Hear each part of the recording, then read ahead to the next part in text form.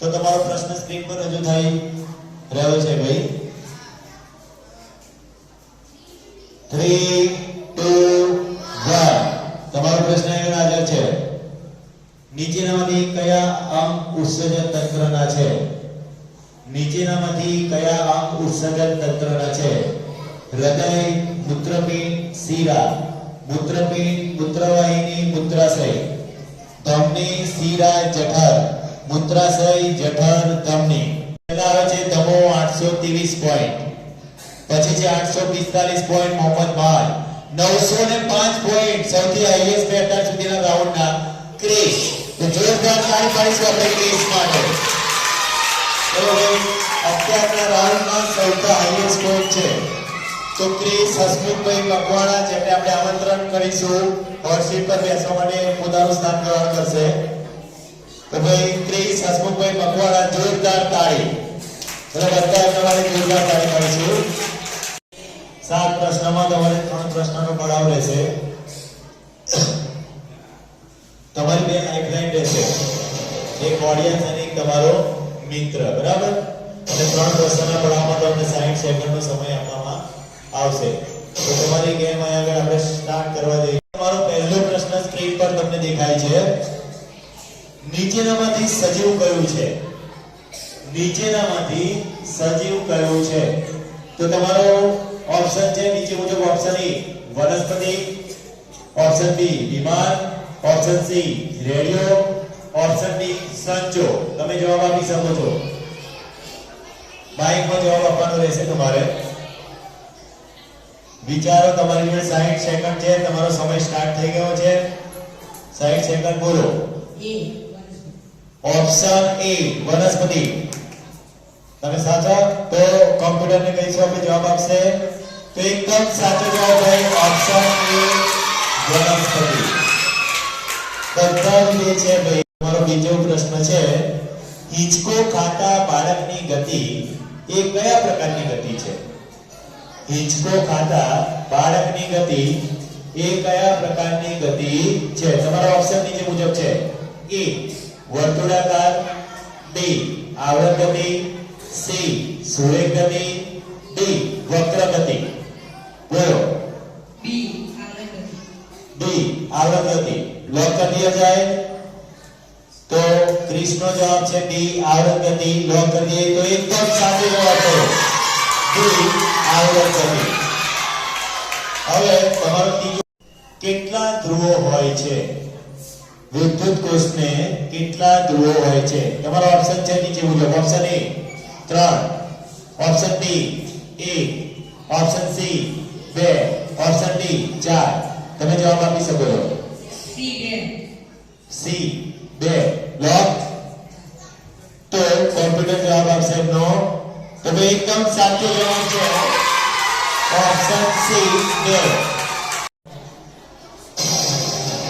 આપેલ ચિત્ર સાનું છે આપેલ ચિત્ર સાનું છે ઓપ્શન એ ઘડિયાળ ઓપ્શન બી ગજ્જો ચુંબક option C compass option D હોકાયંત્ર બોલો ઓપ્શન ડી લોક कर दिया जाए तो ऑप्शन डी होकायंत्र तो एकदम साचो जवाब છે ભાઈ ઓપ્શન ડી હોકાયંત્ર ચલો તમારો વીજળી આપણને ક્યાંથી મળે છે તો તમારો ઓપ્શન નીચે મુજબ છે એ ફિલામેન્ટ બી વિદ્યુત મથક સી એવોનાઇટ અને ડી ટર્મિનલ તો તમે જવાબ આપી શકો છો તમારી જોડે સમય છે અને તમારી બે લાઇફલાઇન પણ છે તો તમારી લાઇફલાઇનનો પણ ઉપયોગ કરી શકો છો લાઇફલાઇન કઈ લાઇફલાઇન લેવા માંગશો ઓડિયન્સ માઈકમાં બોલવાનું છે તમારે માઈક લઈને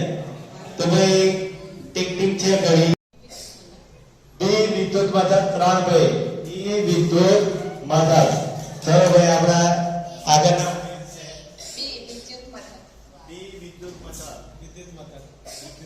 ભાઈ 100% અહીંયા આગળ છે ડી વિદ્યુત મથક તો ક્રિશભાઈ તમે કોની સાથે જવા માંગશો ઓડિયન્સ ડી વિદ્યુત માં બ્લોક કરી દિયા જાય તમે વિચારી શકો છો તમારી જોડે બીજી લાઇફલાઇન છે એનો ઉપયોગ કરવી ઓકે, તો કોમ્પ્યુટર એનો જવાબ આપશે ડી વિદ્યુત મથક. એકદમ સાચો જવાબ. જોરદાર તાળી ભાઈ. ચલો, આવેલો હોય પાતળો તાર અને એમોનાઇન એ શું છે? ધાતુ છે, બરાબર. અને ટર્મિનલ એટલે ધ્રુવો થાય, એનો અંગ્રેજી શબ્દ આપણે આગળ મૂકેલો છે. અને વિદ્યુત મથકમાંથી આપણે શું મેળવીએ છીએ? વીજળી મેળવીએ છીએ. હવે આપણે સમતલ અરીસામાં વસ્તુનું પ્રતિબિંબ કેવું મળે છે? સમતલ અરીસામાં વસ્તુનું પ્રતિબિંબ કેવું મળે છે? તમારો ઓપ્શન છે નીચે મુજબ. એ ચંદુ અને મોટું. તો તમે તમારો ઓપ્શન વિચારી અને જવાબ આપી શકો છો. બોલો. તમારી પાસે હજુ એક લાઇફલાઇન બચેલી છે મિત્રની, તો તમે લાઇફલાઇન નો ઉપયોગ કરી શકો છો, અથવા તમે વિચારીને પણ જવાબ આપી શકો છો. બોલો, તમે વિચારી શકો છો. તમારો પ્રશ્ન છે સમતલ અરીસામાં વસ્તુનું પ્રતિબિંબ કેવું મળે છે? તમારી જોડે લાઇફલાઇન. શિવમ, વ્રજ આવી જશે ભાઈ. વાહ, તમે સિલેક્ટ કરેલો છે, જોઈ લઈએ આપણે. ક્રિસ હતો. હા, શિવમ સુનિલભાઈ પરમારભાઈ આગળ આવી જશે, એમના મિત્ર. અને માઇક મેન નો જવાબ આપશે. સ્ક્રીન પર જવાબ છે, તમે માઇક પર જવાબ આપવાનો છે. શિવમ તમારે.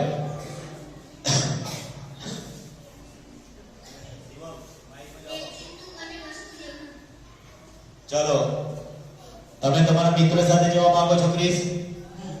હા, તો ભાઈ ક્રિસ એમના મિત્ર શિવમ સાથે જવાબ માંગે છે, તો પ્રશ્નને લોક કરી દે જાય.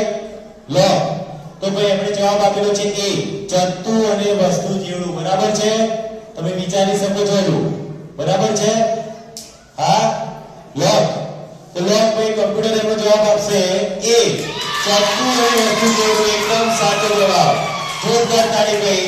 શિવમ. સાતમો પ્રશ્ન. કોઈ પણ પુસ્તકના એક પાનાને બનાવવા માટે કેટલા ગ્લાસ પાણી વપરાય છે?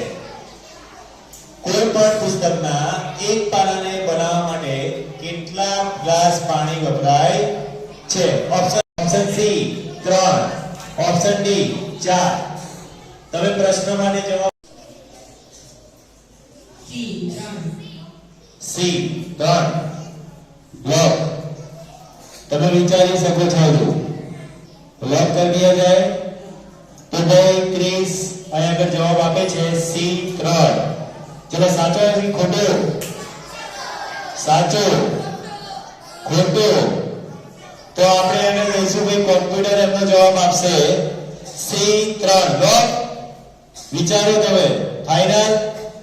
તો ભાઈ કોમ્પ્યુટર નો જવાબ રજૂ કરશે, તો એ સાચો જવાબ છે બી 2. એક પ્રશ્ન આવી. ચલો ભાઈ, તમે ફરીથી પ્રયાસ કરી શકો છો. બરાબર? તમે તમારી જગ્યા પર બેસી શકો છો. ચલો.